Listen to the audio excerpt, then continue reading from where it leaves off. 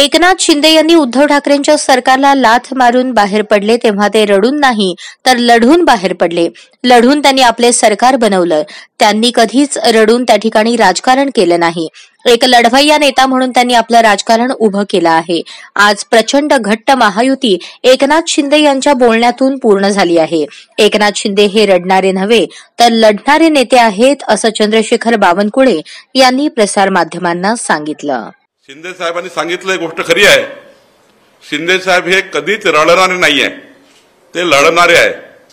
जेव्हा ते उद्धव ठाकरेंच्या सरकारला लाथ मारून बाहेर पडले तेव्हा ते रडून नाही पडले, लढून पडले।